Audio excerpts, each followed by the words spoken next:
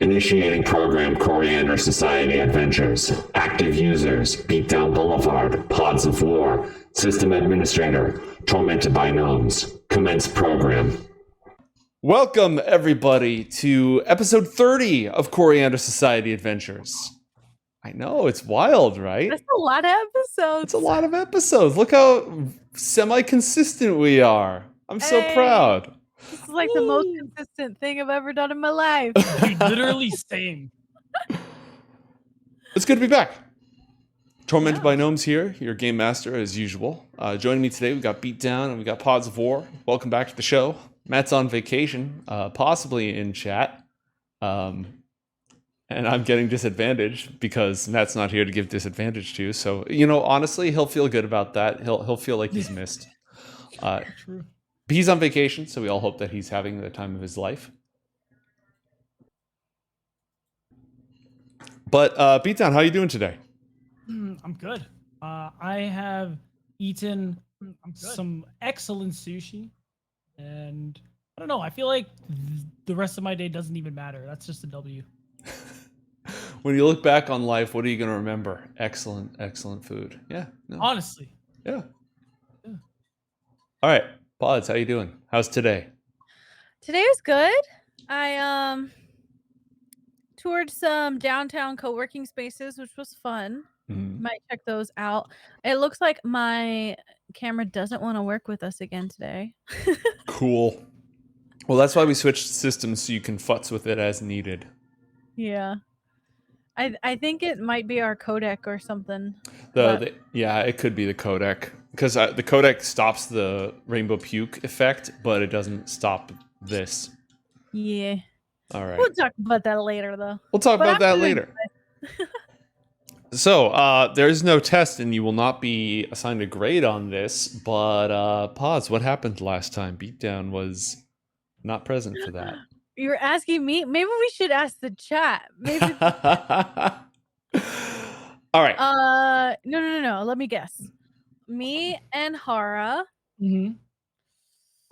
went to a place because we want to go to space. So we met up with Lynn, and then we got attacked by Mad Max people, and we beat them, but just barely. Gastone missed me Beatdown missed me rolling the worst I ever have. Really? Yeah. It was pretty catastrophic. Okay, that explains you putting that tweet about 2 natural ones in a row being directly caused by Roll20 admins. Yes, that is why I posted that. Like, I set up an encounter. As the DM, I was thinking, you know what? We haven't had just like a good hand-to-hand combat action scene. It's all been just vehicles shooting at each other. Let's get a good hand-to-hand combat action scene. It'll illustrate a little bit more of this world, how there's just, wastelands and raiders and these people struggling over the scraps of what used to be this sort of post-apocalyptic feel. It'll be a narrative opportunity for me to show the world, bring it to life a little bit, and it'll let Asena just kick some ass. She hasn't had the chance to do that yet. She's been hopping from one vehicle to another. So let's just set it up for every possible advantage. And it was a travesty. The dice just did not. They're like, I don't care. No action scene for you. Yeah, it was awful. I mean, it wasn't that awful. It was fine. We dealt with it. But I think you would have enjoyed it. I would have enjoyed specifically your suffering, so you're right. Yeah. It's okay. Was that a good enough recap? Yeah, that'll work. I mean, you did skip the part where Gastone was abandoned by John, and John left a letter, Chester the cat, and some other third thing. What did he write? I don't know. I wasn't really paying attention to that part because I wasn't in there. I'll be honest. I was only expecting Janessa to recap her stuff. Oh, then respectable. It's a miracle if I remember my stuff. Casimir is who again? Casimir, Prince Casimir Vosky, the Lord of that guy. Yeah, the prince, the guy in charge, the bigwig, the one you're going to try to set up with extra dimensional partners. Yes, of course. That Prince Casper, Matchmaker, right. matchmaker, make Uh, me match. What was I gonna say about that? See, what Matt wrote when he wrote the summary is very interesting to me because he like You wrote a summary? yeah, he did actually. I found it. And the most interesting part is that he asked Casimir to make a transport for Gastone to catch up with Asena and Hara. However, what if Gastone decided, fuck that, he's following John? Would you believe that I have prepared for this eventuality? If you were any other DM, I would say no. But you're tormented by fucking gnomes, so of course you did. Oh man. All right. So Yes. as illustrated by Beatdown, John Carmichael's original plan was we're going to split up. Hara and Asena are going to go to the Exarchate to try to hijack a spaceship to go to space. And John and Gastone will go to the Shadow Pits, which is the site of basically a dark pact that John made to protect a piece of the flesh of Kur, which he's trying to hide across the multiverse. But then he decided that he didn't want Gastone mixed up in all of that Sinister Void stuff, so he tried to ditch him and left him with a ride. But you're telling me that Gastone is determined to follow him, right? Yes. That part probably didn't need a recap. The rest of it maybe a little bit. Why does Gastone choose to do that? And once he's received his little stealthy hover one-man pod, essentially hover pod, why is he going after John? And what does he do? He has the coordinates. Yeah, so the thing the best way I can describe it is that as questionable as John is as an individual, I think Gastone actually Gastone cares about the whole party. But no matter how capable John looks, it doesn't seem right to let him go by himself. Just because, you think Pods and Janessa, you're both of those people. Asena and Hara are very capable, but even John Carmichael could fall into some kind of issue, and it doesn't feel right to kind of overload on the other stealing the ship thing when Gastone could just go follow John and help him. Hell yeah. All right, let's split the party. We are going to actually start out then with Beatdown and with Beatdown's adventure because he didn't get to play last time. And we're going to sort of pass back and forth between the two scenes as needed. So Gastone wakes up, finds this letter, finds Chester the cat. And when he goes and talks to the authorities, the local authorities, they prepared a hovercraft for you. Again, it's a single operator designed for stealth. It does kind of low flights in order to avoid aerial radar. They give you basic instructions, but they've got Lynn's transponder beacon so that you can follow the caravan that went out to the west. But you have all the information that you need. Is there anything you want to do before you depart? What time do you want to depart? Okay. Do I have a way of guessing how long it's been since John left? Yeah, you would. Let's see if there's anything in his notes that would give it away. Departed in the middle of the night, and you probably woke up around like 6 or 7 a.m., let's say. Okay. So he's got a good 7-hour head start on you. Okay. He also left the little power cell thing we took off the old ship, right? Yes, the fusion generator, the small fusion generator. Mm-hmm. Remind me what the shadow pits are again exactly. All right, I'll bring you up to speed. So, the Vignar, these are the people who you've been chasing this entire time. Right. And the politics of the planet of Lacunas have never been a priority for Asena or for Gastone.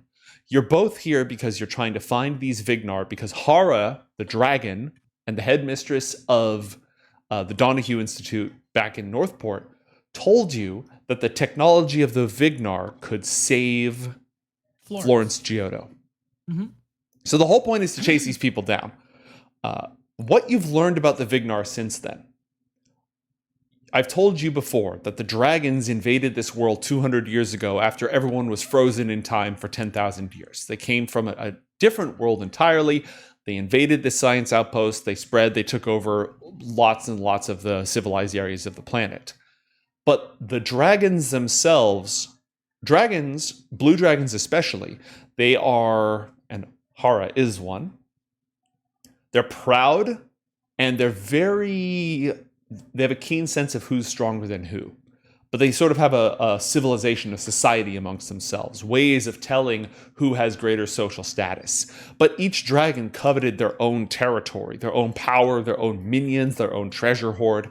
So they had to find a way to work together against all these humans with their incredible technology that the dragons didn't have.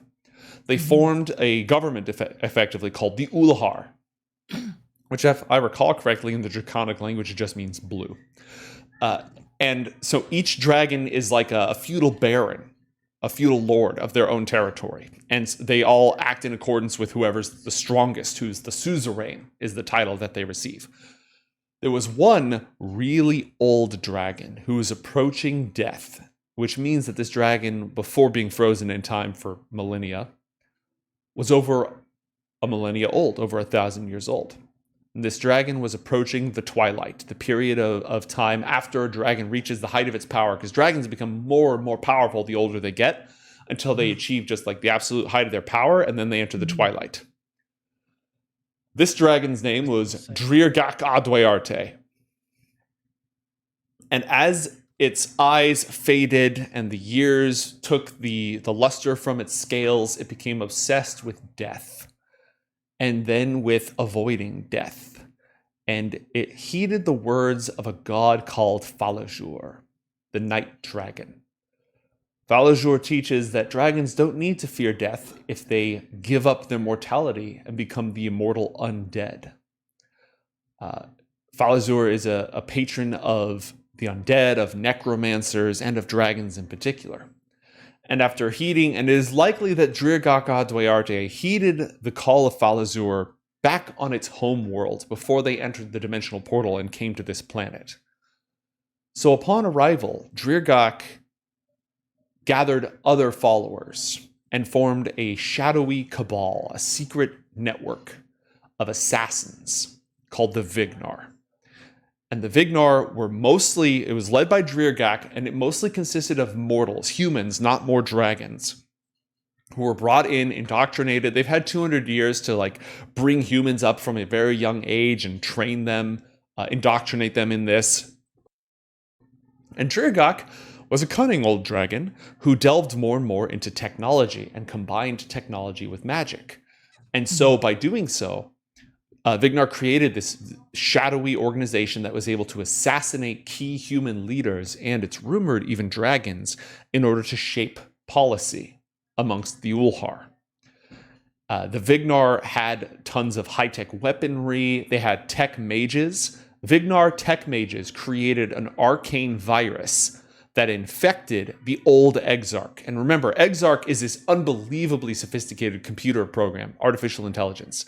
But even its unparalleled on this planet computing power was no match for magic. So they have magic, they have technology, and their assassins wear power armor that's infused with shadow magic that allows them to turn invisible, teleport from one shadow to another, and do other things. Their technology is what Haura believes can save Florence. With me so far? Yep. All right. Drirgak's home base were these caves, now called the Shadow Pits. And he operated out of there, and he had encoded network communication that he used to reach out to the Vignar. It was very much a siloed organization where one Vignar assassin didn't know who else was part of the Vignar, didn't know the names of the other people who worked on their kill team, that kind of stuff. Drirgak managed it all from this cave, a proper dragon cave hooked up with lots of technology and equipment. And after the Vignar attacked the Exarchate, tried to assassinate John because their god told the Vignar that he was here, and were just doing all sorts of things, John and Haura decided, you know what, the only solution to this, we have to kill the Vignar. We have to take them out. So they worked with the Red Cross Knights, who are another faction that you haven't really met. They built a railgun with a single charge and they basically built a spear-shaped ammo for the railgun, and they carved it with runes and infused it with magic and just gave it all the best tech that they could. That's the dragon. And they took it to the Shadow Pits, and they charged it with a ton of life-draining spells. They faced down Dreargak, who was in his element, hiding in the shadows, lurking in the darkness, and they shot him in the heart with it.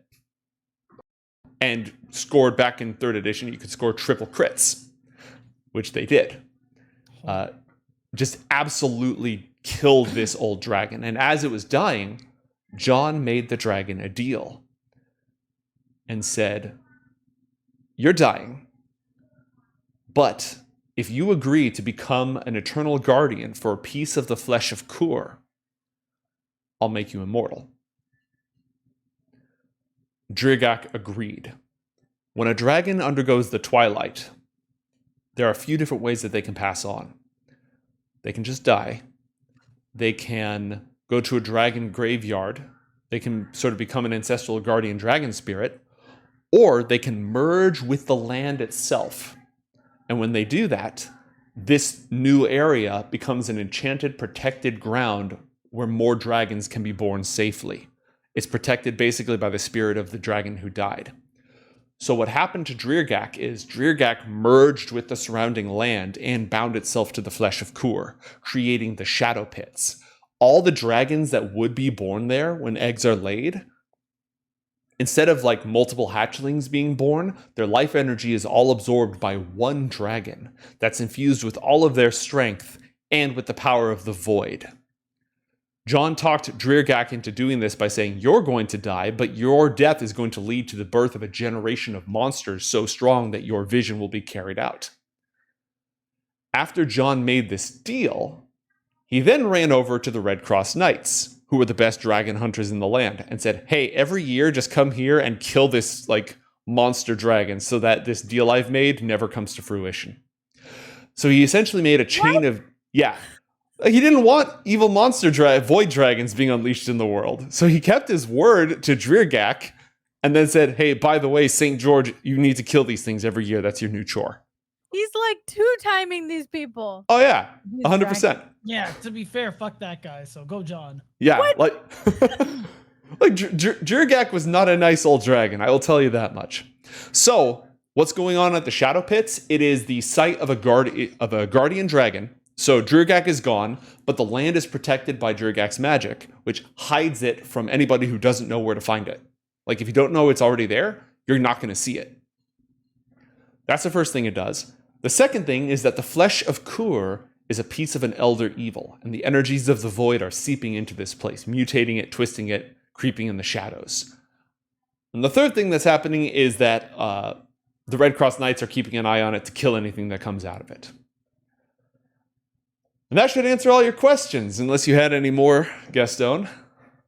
No, that was very thorough, and I think I understand now. So then, in game, Haura is the one who explained all this to you, because as we've established, John is infamously bad at explaining things. Yes, we have.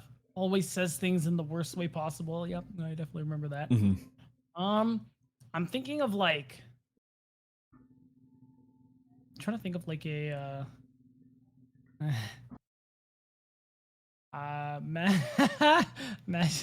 shit. I really hope he meant to say resent, because that would just be mwah. So I think the thing I'm most curious about is, can I make something before leaving that would help me kind of get through the Shadow Pits? I think what I want to do actually is okay, so in this hypothetical scenario, I'm in the pits. There are these shadow creatures. What if I had a blinding flash of light? What would this do to them?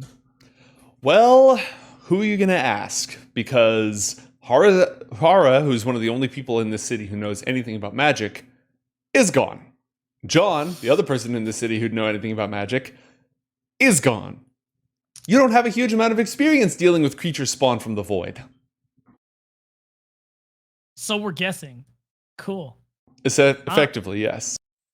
Not even Casimir? Don't they have smart people?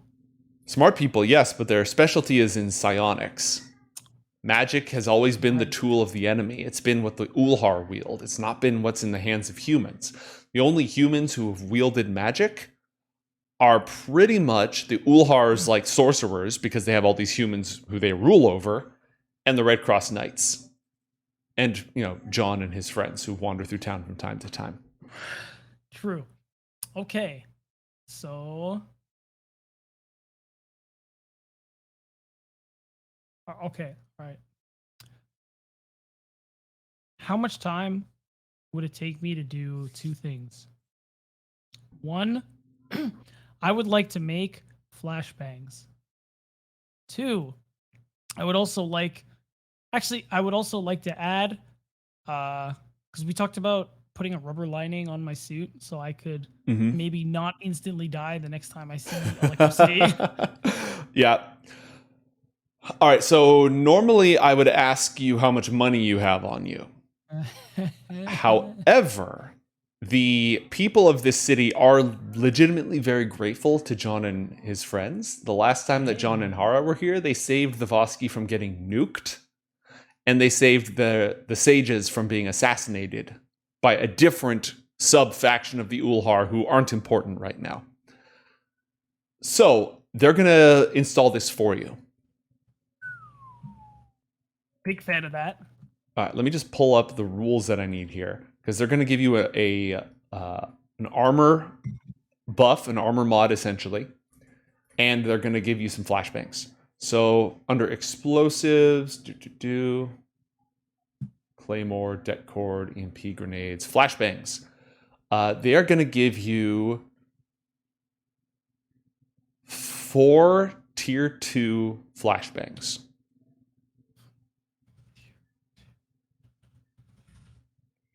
Sweet. And I don't think I have the stats written in here, but I'll give them to you very briefly. You use an action to throw them. They can go up to 60 feet. They explode in a 10-foot radius sphere. Every creature in the area rolls a DC 15 con save or be blinded and deafened until the end of your next turn.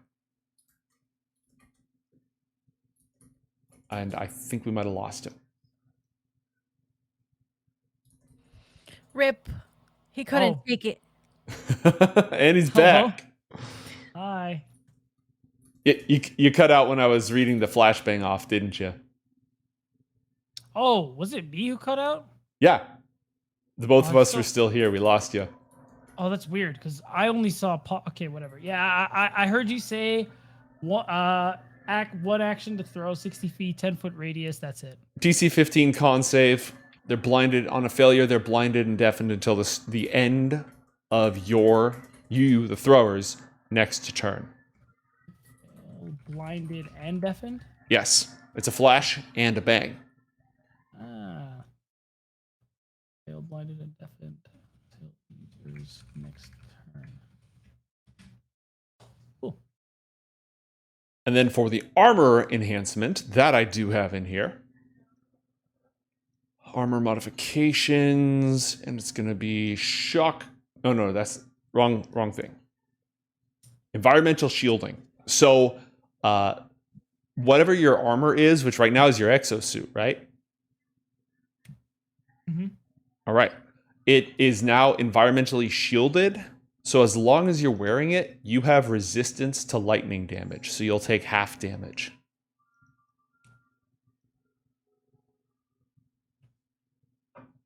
There's one other thing, but I don't think Gastone knows enough. He doesn't know enough about magic, so I think we're just essentially going in blind here. So okay. All right. Anything else that he would want to do while he's in the city? Yes. You said I got a very, very extremely cursory understanding of engineering now, based on what we talked about before. Mm-hmm. And what are the chances that I could make a weapon powered by my little core thing I took from a vehicle? Let's see. With an understanding of engineering, you don't know how to build lasers and fusion rifles and stuff like that, except through your inventor rules. So effectively weird science.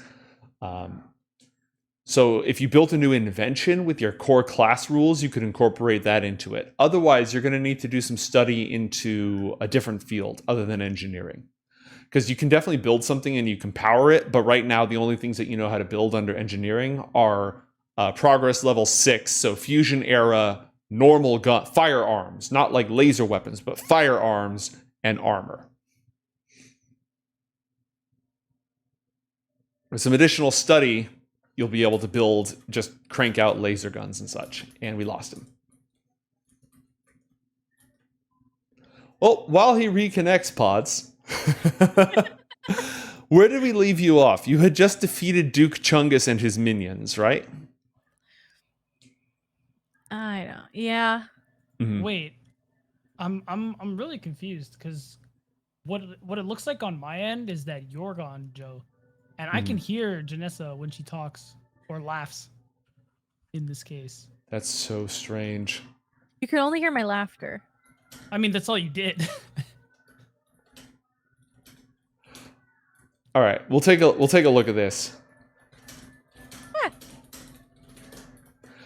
But while we're working on that, I was briefly hopping over to Asena. Asena, you just defeated Duke Chungus and all of his riders, and you had rolled back into your vehicle. You had escaped from the scrappers. They were driving, like they'd been sent into wreckage. Haura took care of one group, you took care of one group. And you were back inside the vehicle with Linn and company. Aside from a newfound appreciation for, your skills, the only other things that you learn is the location that you're going to. You're essentially going to be driving outside of a launch facility, just like a secret little launch outpost. They have reason to believe from intercepted communications that there is a spaceship there. And it's going to be heavily protected by sensors, turrets, robots, all that good stuff. Now, Linn can hack their sensor array to buy you some time, but she doesn't know how much time it's going to buy you. Also, do either of you know how to fly a spaceship? No. Okay. But Linn, I'm sure we could figure it out. It's not like it's hard. I admire your gusto. Linn also doesn't know how to fly a spaceship. So, do you have any idea how you might handle that once you get there? You might have to steal it. You might have to take someone hostage and make them fly for you. You might have to figure something else out. Good idea. We can take a hostage. All right. We could also, I don't know, maybe it has AI, but I don't know how I'm going to make the AI like me. You're very personable when you choose to be. I think that you can figure that out. You mean it's not like the Matrix? We can't just download a tutorial into our brain? So here's the thing. Linn can do that, but you don't have the cyberware installed to do that. So I just need to find a manual for Linn. Coming with us? She could. Originally, I wasn't going to have her come with you because I didn't want her to steal your thunder, but she could go with you if you want.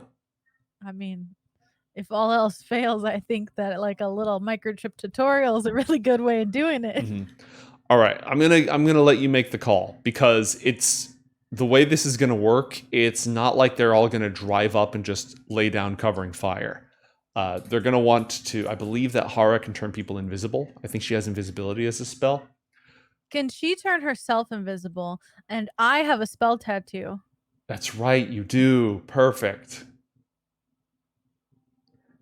Yeah, she can turn herself invisible. So that covers the two of you. Haura can... Does invisibility extend to a third person? That's the question.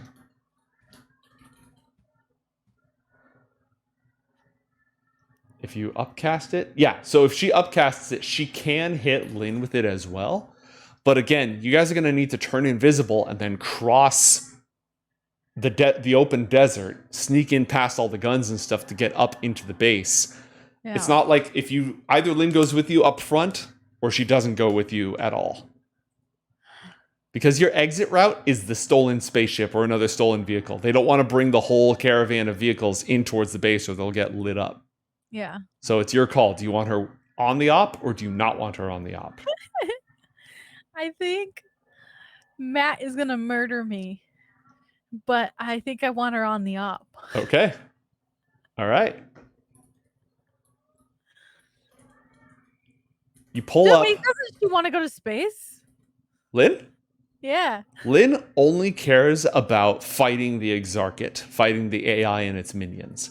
So she wants you to succeed on your mission to go to space. Because remember how I was just talking about the Vignar, their tech mages, and they made a magical spell virus? Yeah. Lynn wants that above all else. That's the only thing in all of Lynn's life that has ever really threatened the Exarchate. Okay. And John saved the Exarchate from that last time by killing Exarch.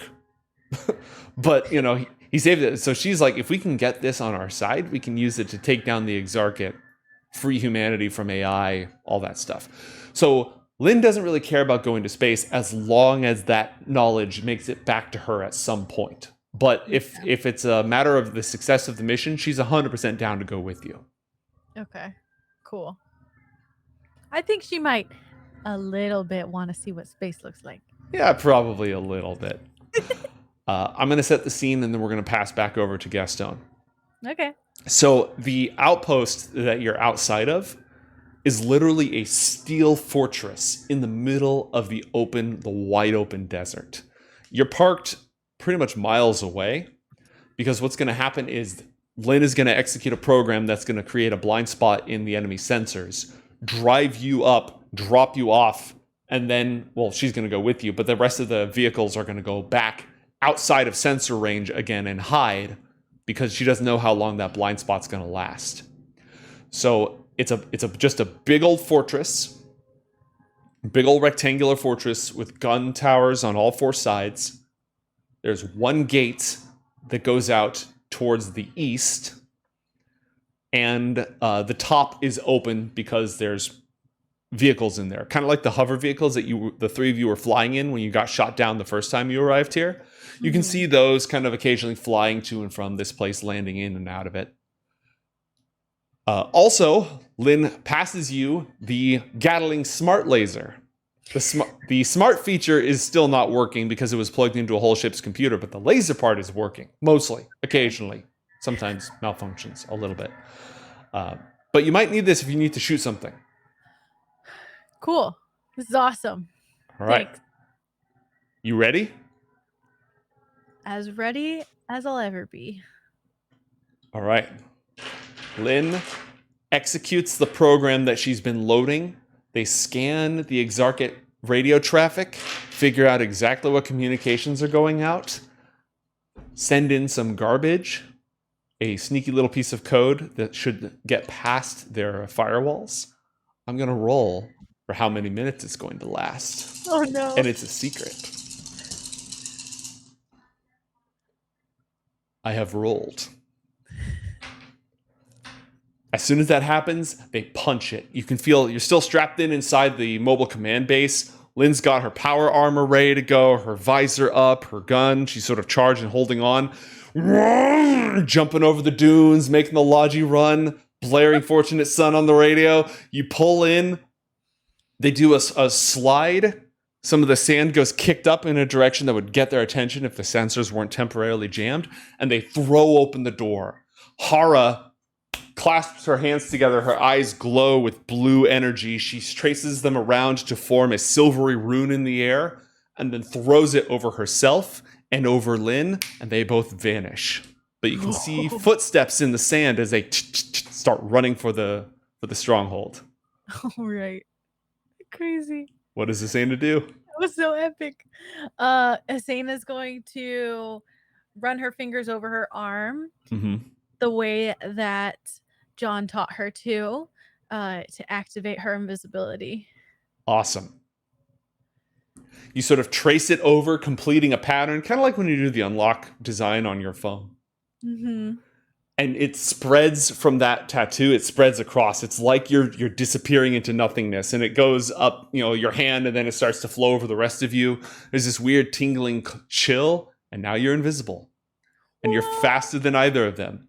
3 sets of footprints start appearing in the middle of the desert, just rushing towards this square, this just big old steel rectangle in the middle of the sand.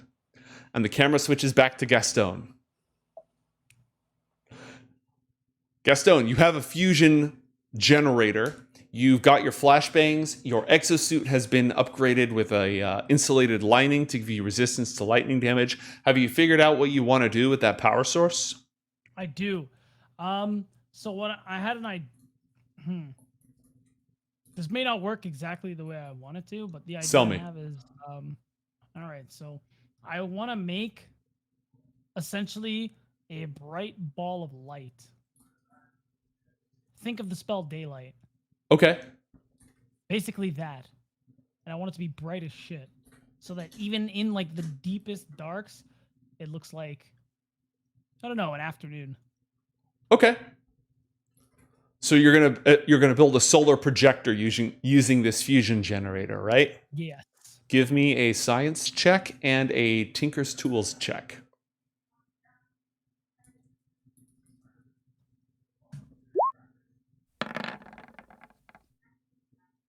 Science a 10. Tinker's Tools a 23. Do you want to use a point of inspiration on that 10 or no? I do, yes.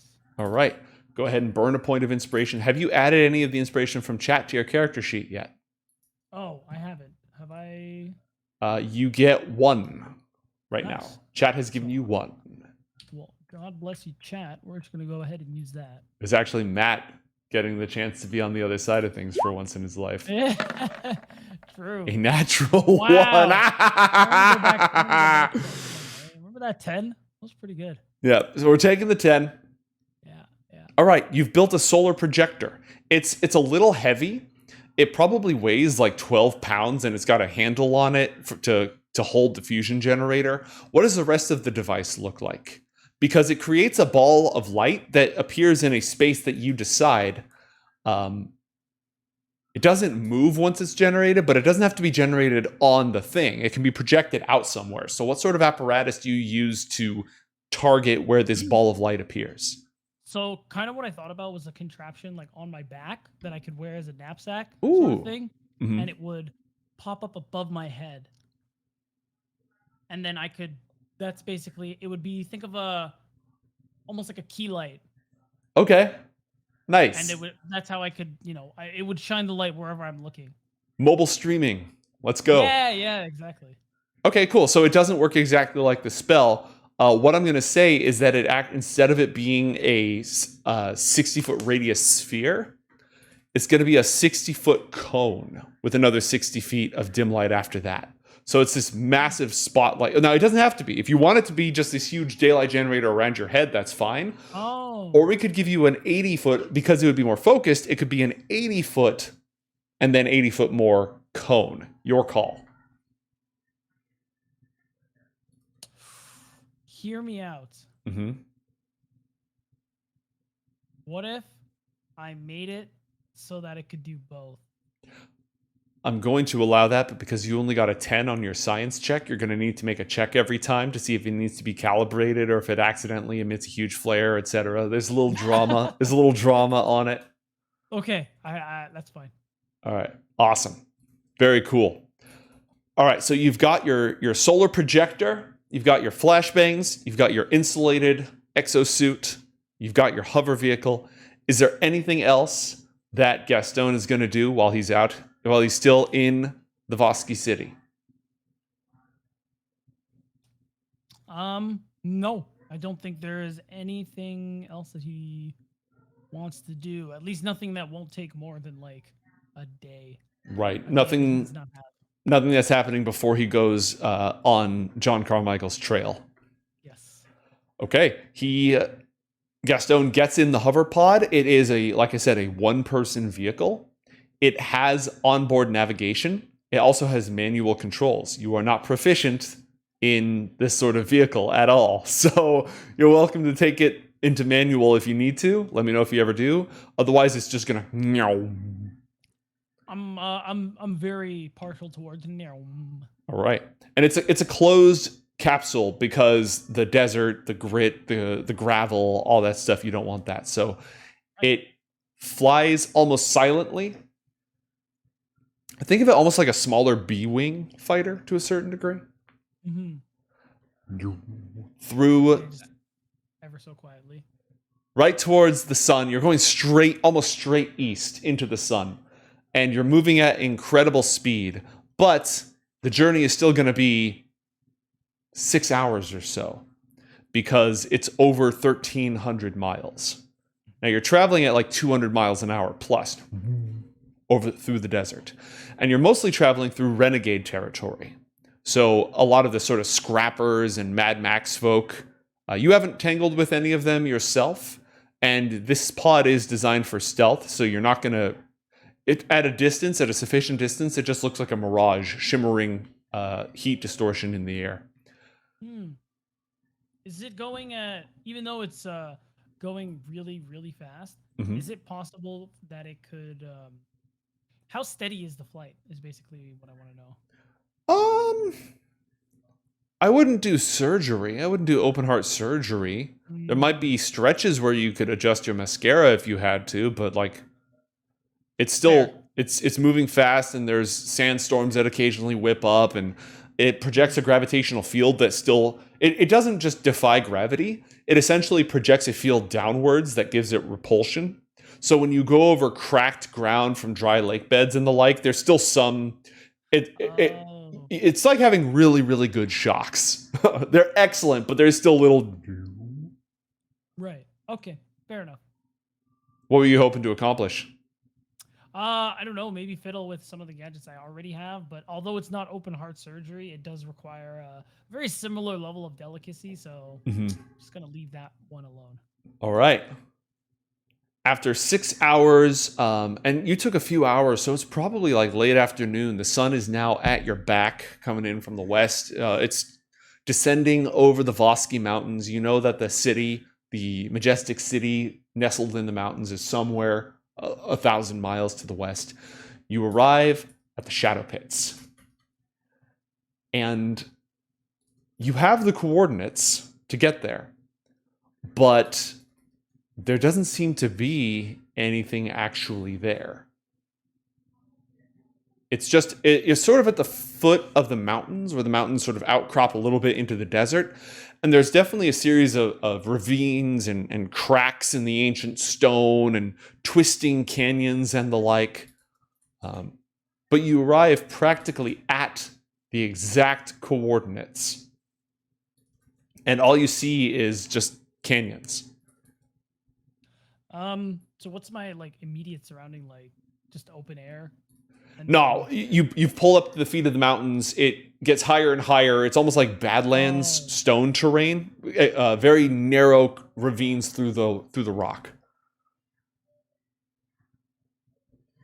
There's nothing, and I don't see anything. No, but you know this place is under a magical protection. That unless you've been there before, it's almost impossible to see through.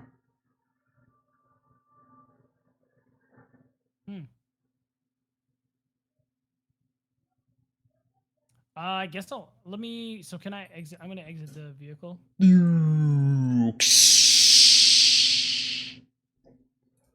The sort of blade or fin that hangs beneath it, the cockpit rotates when you land. So normally there's this fin that goes down that manages the stabilization of the repulsor field. But when you land, it rotates out to the side, and then a landing gear descends from it so the whole thing can set down on the ground. The sun, this close to the canyon walls, the sun is now obscured. You can still see the red light of sunset cast on the mountains above you, but it's no longer touching where you are. The sun does not shine upon this place. So if I walk up to like the foot of the mountain, is there anything I notice? What sort of thing are you looking for? Start touching around, maybe seeing if there's it's more of a cloaking sort of thing. Okay. And maybe my hand goes through something. Roll an investigation check. And as a fledgling investigator, you're very good at this. Unfortunately, you got a 4 on the dice with a 13 total.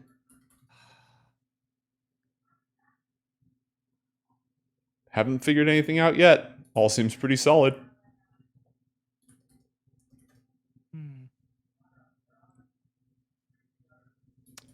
What else could Gastone do? Just physically searching doesn't seem to be cutting it. Is there any other way that you could figure out what doesn't belong? I still have my scanner. That's true. That's true. So I could kind of walk along the base to see if something shows up as different than everything else. Okay. Give me a... Is there a specific skill associated with your scanner? No. It's All right. usually just kind of like you scan this based on. I think you usually determine it based on science. Okay, make a science check to operate the scanner.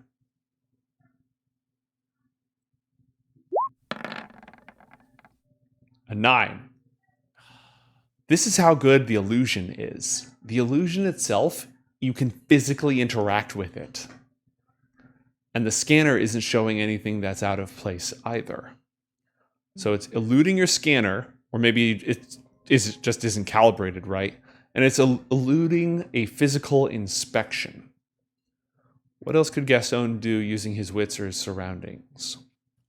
Well, what else is around me again? Desert, cracked floors, high cliffs, stone canyons. You say cracked floor? Yeah, the earth itself is very dry. It's getting stony, but it's dirt around here. What if... So you said... So you said you had to have been there, but based on what you originally said is if you knew to find it, you would. So because I know it's here, is this like a mind over matter type thing? If I just believe really hard and walk forward, will I get in there? You could try that. Okay. Yeah. All right. So Gastone essentially wills himself to believe that he is in the Matrix and it doesn't exist. And if it doesn't exist, then it shouldn't have any impact on him. We're going to resolve this with an intelligence saving throw. A saving throw sounds promising. You are having What is happening? Asena level luck right now. Here is how we're going to resolve this. Here's how we're going to resolve this. You are absolutely trying your best to just think your way through this and think your way through this, and you're it's not working because your senses are all telling you this is real, and it's just hard to get that part of yourself to overcome. So I am... Oh, chat just gave you inspiration if you just want to believe harder before I do whatever horrible thing I was planning. I like that plan better. All right. Roll again with advantage. Or just roll again, actually. We'll take the better of the two. A natural 1! It's incredible! It's unbelievable! Welcome to my recent life. Okay. Here's what I posit in order to handle this, unless you have an idea you'd like to put forth first. Oh, no. What do you got? Because you've got the exact right coordinates, and it makes sense, and it should be here, but it's still not working, it's time to cut back on the amount of sensory input. And so... Oh, no. You just shut your eyes and run right at the rock that shouldn't exist. Do you accept this, or do you want to try something else first? Because I promise you that will progress the scene. I accept. You accept my offering? All right. Gastone runs forward.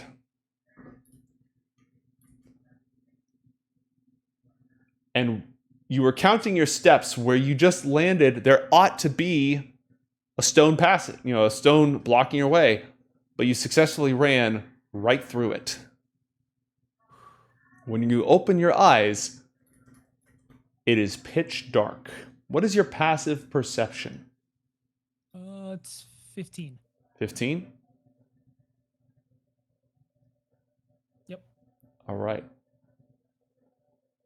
I am going to roll a stealth check at +6. With advantage because you had to shut your eyes. I got a 19, and I got a natural 20. Okay. Gastone successfully runs through and finds himself in a cavern, strewn with the occasional bones, an eerie chill to the place, sort of a slick, humid feeling, and yet your mouth is oddly dry. And in the corners of the cave, the shadows themselves peel themselves off the wall and drift along the 2D surfaces and surround our hero. Asena, you're running towards a steel fort in the distance. And you are invisible, and that invisibility, which you have to keep focused on, and as the spell surrounds you, you can feel it in your brain. It's almost like a song that you have to keep, when you're like reciting lyrics to yourself or whatever. It's like in my head. Yeah, it's stuck in your head. And if you stopped focusing on it, it's going to go away. There might be a couple of times where you're distracted by something else, and the moment you get distracted from it, you can feel that prickling, cool sensation that tells you you're invisible starting to crackle and to dry up until you focus on it again. Oh, no. Mechanically, this only means that you can't use any other concentration effects while it's active, and if you take damage, you'll have to roll a Constitution saving throw, or there's a chance that your concentration will be broken. Okay.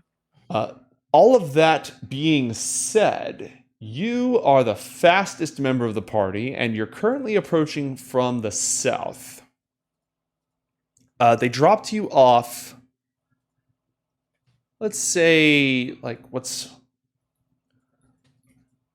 they dropped you off like 3,000 feet away, like just around a kilometer away.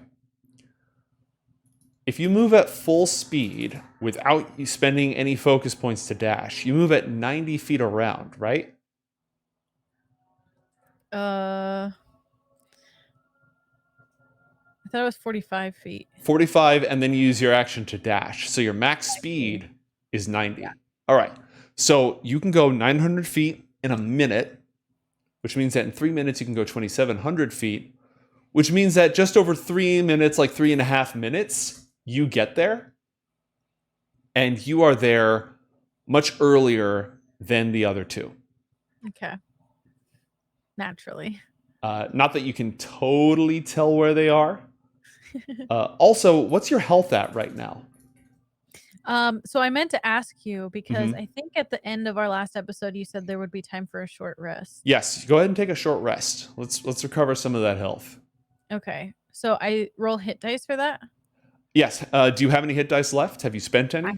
I have 7. Yeah. Great, you haven't spent any. Yeah, go ahead and roll hit dice. You can roll one at a time and decide how many you want to spend. You are currently at 34 health. Okay. And do I gain any focus points back? I think you do. I don't remember how to do that. Roll. If you click on your hit dice on your character sheet, it should let you roll them directly from there. Oh. So you just click on the word hit dice. Oh. Okay.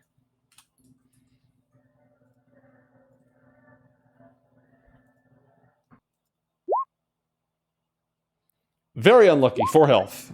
And very lucky, 11 health. So 15, you've got 20 back. You've got 24 back.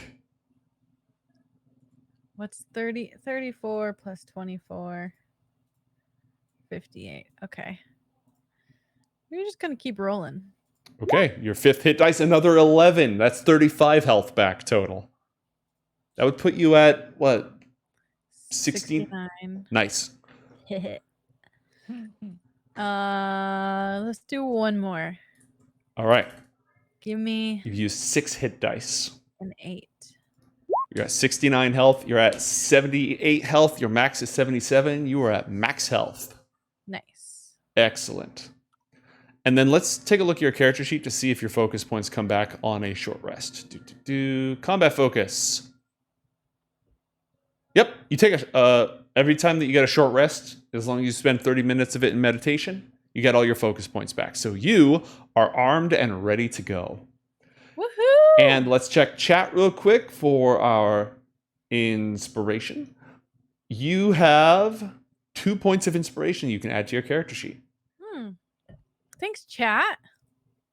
And Beatdown, you had one at the very beginning of the show that I actually missed, so add 1 more point of inspiration to your character sheet. Ooh, let's go. Thank you, chat. And none of you have received a disadvantage yet. Well, don't say it Do out loud. not tempt them. But the next person to insult John gets disadvantage, so that's hanging in, like the sword of Damocles over our heads. Yeah. Who said that? Sorry, Buzz. It was Matt. Oh, of course. Phenomenal. That's so funny. All right. Alrighty, where am I? Oh, I'm So- tiny. Okay. You are running. I'm just going to do some quick math. You're going to be the first person to get there. Roll a perception check for me as you rush towards the giant steel base. And I'm not adding more map, but there's just, a natural 20. Okay. All right. Well, there's that. So what I'm going to do, God, how would that even work? All right. Here's what we're going to do. I'm just going to see if I can move all these guys to the outside of the walls so that you can see all of them. So, walking along the walls, you've got this, it's a steel fortress. The walls are 20 feet tall. And there's an area up at the top that you can walk around. There's a gun turret on each corner.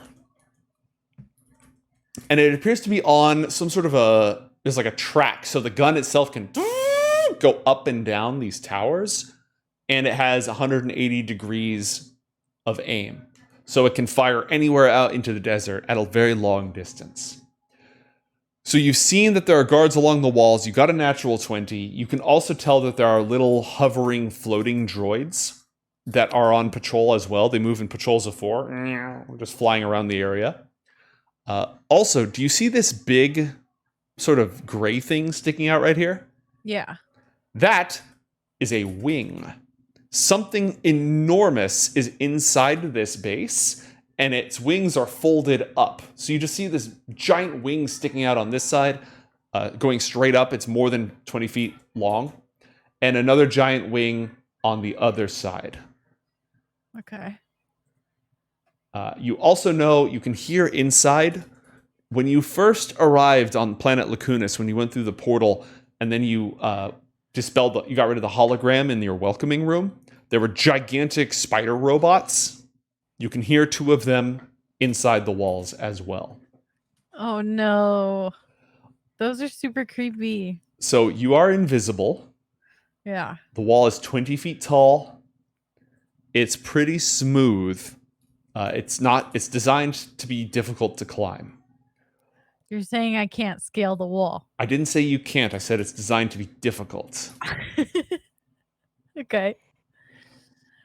And let's see, Haura moves at like a third your speed. So they're still, two-thirds your speed, 2/3 your speed. And it took you, so they're going to get here in like 2 minutes. You can either wait for them or you can go in. What would you like to do?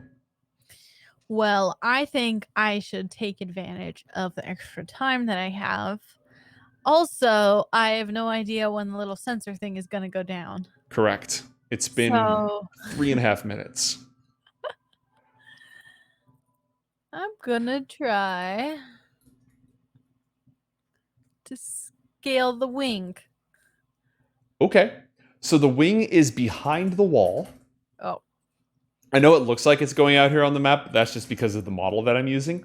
But Okay. you got a natural 20, so you can tell that the wing starts here, about 30 feet away. And it's about 30 feet long. Okay. So you need to go up, either up the wall or jump an incredible distance, which when you spend a focus point, you can jump incredible distances. Yeah. It would be a total of, 20 feet up and over the wall. So it'd be a 50-foot jump if you want to just jump to the wing. Okay. I'm gonna try to scale the wall and then decide once I'm up there. All right. Can't do that. It's unlucky that you're not 9th level yet. Because once you're 9th level, you can literally wall run. Oh, really? Yeah. As long as you end your turn standing, you can use your movement to go up vertical surfaces. Yo, that's cool. Yeah. All right. Scaling this wall is going to be an extremely tricky athletics check. Mm. So assuming you're just climbing it with, finding tiny little seams in the metal and muscling your way up. I mean, we can try that first, and if Mm-hmm. it fails, then we can think about something else. All right, go ahead and roll an athletics check. A 15. You are not making very much progress. You're like, that 15 isn't going to get you all the way to the top. It is so difficult to find handholds when the whole thing is smooth steel with just the tiniest little welding seams in it. Okay. What if I use one of my whips to try to Ooh. grab onto something at the top? Okay, so there's nothing at the top. Mm. There are a couple of exceptions to this. First off, there are soldier robots walking back and forth along the wall. Second, there are the gun turrets. Again, those rails that the turrets can move up and down. Those are at the top at the corners. Third, you could spend a point of inspiration to add something to the top of the wall and just say it's been there the whole time, as long as it's just a small little sensor array or something else that makes sense. Those are the options I'm giving you. If you think of something else, I'm all ears. Okay, so if I do the robots, that might blow our cover. Mm-hmm. And, I don't think, I think that they're going to notice if they get Smart. tied up with a whip. Smart. The gun turret is a good option, but then it leads me to the corner of the building, not by this wing. And then also, I don't know about the sensors on the gun turret. What if all of a sudden it sees me or something? That's kind of possible. Scary. Is it manned? Does it need a robot, or is it just AI? It's AI. Almost everything. That's the tricky thing about the Exarchate, is that almost everything is just AI. Okay. So then the third option is spend a point of inspiration for something that would be up there, and I don't know what it would be, except for Hit this me. is so dumb. Hit me. The only thing I can think of is a little perch for little birds to land on.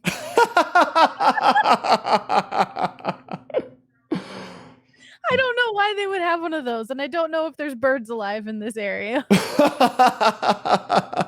Well, there aren't birds alive in this area. You got anything else? Well, I don't want it to be a security camera, because I don't want it to see me. What else would be on the top of buildings? Maybe some sort of... Is there lightning in this area? There could be storms. Do they have a lightning rod? I like a lightning rod. I'll put a lightning rod up there. Yeah, there's it's almost like part of an EMP prevention. It attracts electromagnetic pulses. Yeah. Great. Yeah, there's a lightning rod up there. You can swing one of your whips, either your thorn whip or your bone whip, to haul yourself up. And you got a 15 on the athletics check. Combined with your whip, that will get you up top. Okay. I'm going to choose the thorn whip. Okay. So the bone whip might actually make some noise or something. You grab a stick, a club, whatever it is that you carry on you. You extend it out. It comes to life. Greenery, more green than this planet has seen maybe ever.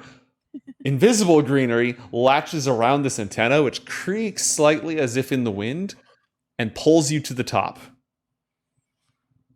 You are still invisible. I'm going to move these soldier drones back up top so that you can see them a little bit better. You now have a clear view of the inside of the launch facility. There are 3 vehicles visible. Whoa. One of them significantly larger than the others. It is, let's see. It's 140 feet wide, although its wings are folded. You see this seam right here? That's where the wings fold. So the remaining 30 feet of wings go straight up in the air instead. Gotcha. So it's not like I can just walk across. Correct. You'd have to jump. Okay. There are 2, you can see an access point here, and I believe there's a loading bay in the back. You also see 2 hover escorts. These are unmanned vehicles. So these are just AI powered fighters. These are the same kind of fighters that escorted you and got shot down with the EMP rockets earlier. You can see more guards along the way. There's a big front door here. And the 2 spider bots here and here armed with incredibly big, scary looking guns. There's also 2 buildings. You cannot see into either of them. And a large staircase that goes down. What? Oh, and there's 2 sets of big old fuel tanks here and here. Good for explosions. Can this thing go to space? The Wayfarer? Now, how would Asena know that? I don't know. That's a good point. She's gonna look at it and wonder if that could go to space. I think I don't want to get too far from the other 2, especially if they need help coming up the wall. So I'm going to wait for them. Okay. As you wait, this soldier drone is on patrol and walking right towards you. And there is not a lot of room up on this catwalk. What do you do? Can I hang off the side? Yes, roll an athletics check. Oh, no. Or an acrobatics check, your call. Okay. This is me rolling bad today. You're good. Do that first. A 15, that's good enough to hang off the side. Now, roll a stealth check with advantage because you're invisible. Okay. 20 total. It almost steps on your invisible fingers that are clinging to the top of this, and it walks past you. Nice. Meanwhile, in the shadow pits,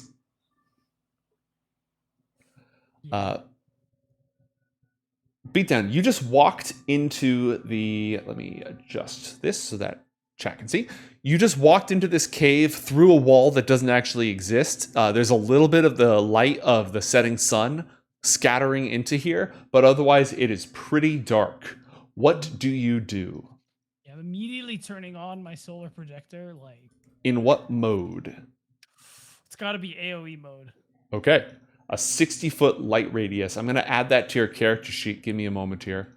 That's a lot, by the way. That is... Sounds like a lot. Yeah. Boing! And roll a perception check.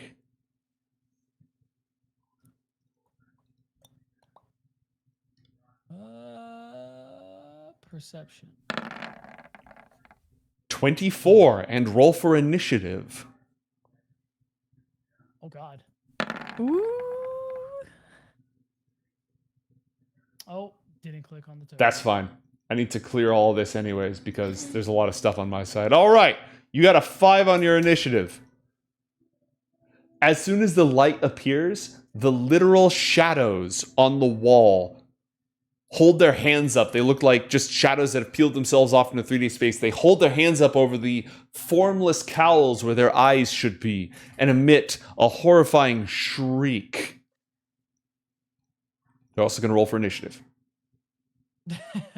Also, my initiative is technically 8, right? Yes, it is 8. I don't know why I said 5. And then you got a 24 on your perception check? Good gracious.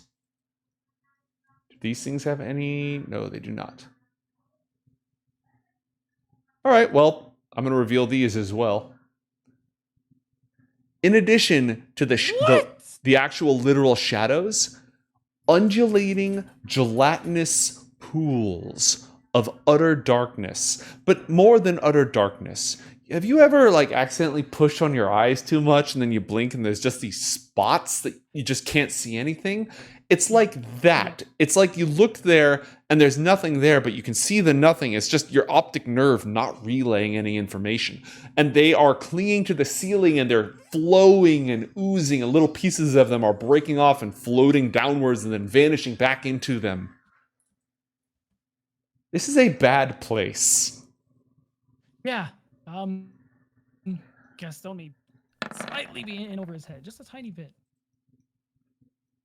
The shadows go first, which befits given how poorly you did on your last set of checks. But the good news is they are now in bright light and they suffer from sunlight weakness. They have disadvantage on basically everything. Okay. All that being said, they are going to try to attack you. The 3 of them surround you. These 2 will flank you in order to gain advantage, which offsets the disadvantage that they would otherwise have. They attack. The first one reaches for you. A 12. Its shadowy hand passes right by you. Its compatriot. Does a 16 hit you? Yes. Okay. You take 12 points of necrotic damage. And a chill passes through your very flesh. You are temporarily down. I'm going to roll it in roll 20. It saps the strength from your muscles. You are temporarily down 3 points of strength. Whoa. How do I change that on the sheet? Yeah, literally just change that on the sheet. Jesus. This, by the way, is bad. This is extremely bad. The last one is also going to attack you, but because it's not flanking you and it's in the bright light, it has disadvantage on its attack. Nice. A 12. It misses. The 3 shadows try to strike at you, but they seem to be being blasted away as if by an incredibly strong wind, fraying and tattering from the sheer force of sunlight emanating off of you. It is now your turn, because heroes win in case of a tie. All right. Also, the way deeper into the caves is this way, right underneath this void pool. Shit. That was going to be my actual next question. All right. Well, happy to save you the question. Okay, here's what I'm going to do. Yeah. How far can I throw flashbangs? 60 not that feet. far. I've lost some strength. 60 feet. Oh, cool. Go ahead and all right. So if I blind and deafen something, I can walk past it, right? And it can't attack me. Correct. This thing you see has no apparent eyes or ears. It is a pool of ooze with no visible sensory apparatus. Visible. I'm gonna throw a flashbang at it. Okay. The flashbang goes off. It is immune to the blinded and deafened conditions. Well.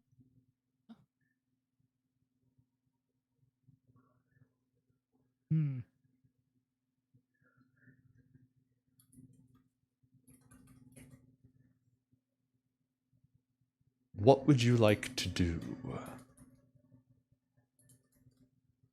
That is a really good question. I have a sneaking suspicion. I couldn't tell you where I got it from. That if I walk through that, try and walk past that muck, I will instantly die. So maybe I won't. Maybe I won't do that. So the flashbang does nothing to that thing, eh? Correct. You're down 1 flashbang, and the void pool is completely unaffected.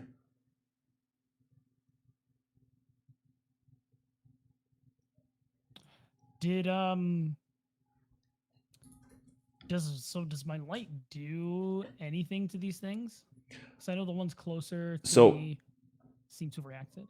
They all have disadvantage. They've all taken their attacks, but I'm actually going to have them move as well because they hate the light so much. They are going to flee into this darkness over here. You can use your reaction to take an attack of opportunity if you want with a melee weapon. Yeah. Yeah, I'll try that. Okay, what melee weapon do you have? That's a great question. I'm gonna use my freeze ray. Okay, it's not a melee weapon. Does that count as melee? It does not. Oh. Melee has to be a hand-to-hand weapon. Ooh, I don't have one of those. All right, note to self. Although I think that if you continue to get gumshoe levels, you'll unlock the ability to use a pistol or a handheld weapon instead. So it may not be super necessary. All right, so you're not going to use your reaction because you don't really have anything that you can use for it. You've gotten rid of the shadows. They don't want anything to do with you while you have that light on, though they stole some of your strength on the way out. Mm-hmm. Is that a thing I can't get back unless I kill them? Nope, it comes back on a short or long rest. Oh, okay. However, if your strength goes down to 0, you die, your body dissolves, Sorry, go on. and they turn you into a new shadow. Oh, very cool. All right. So then I actually have an idea. I'm going to approach, against my better judgment, this thing. All right.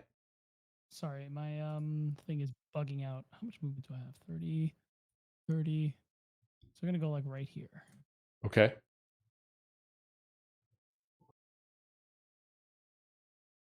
And I'm going to use the freeze ray and see what happens. All right, you're going to fire the freeze ray at the void pool. You got a 13 to hit. Yes. Well, it's a giant pool of ooze, so that's going to hit it.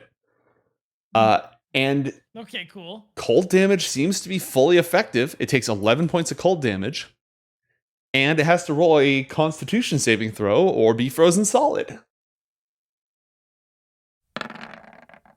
I got an 18, but chat gave me disadvantage earlier. Let's try this again. A 7. Brilliant thinking. You have frozen the void pool solid. Shit. Okay. If it's like frozen solid and I shatter it, it just dies, right? No, it's just restrained essentially. So you have advantage on attacks against it. I think for an ooze, it would make sense for it to become brittle. So it takes, no, you just get advantage on your attacks against it. And if I successfully land an attack, does that, what's the word I'm looking for? Does that unfreeze it? No, it gets a new save at the end of each of its turns. See, 'cause I'm like, if it's frozen solid, I'm kind of tempted to just run right past it. You could absolutely run right past Opportunity it. attack me, right? Yeah, absolutely. I'm gonna sprint right past it. All right, you freeze the void pool and just run underneath it, deeper into the shadow pits. What does he find inside this void dragon breeding ground? Will Asena into space, or will she have a bad problem and not be able to go into space? Find out when we return after a short 5-minute break.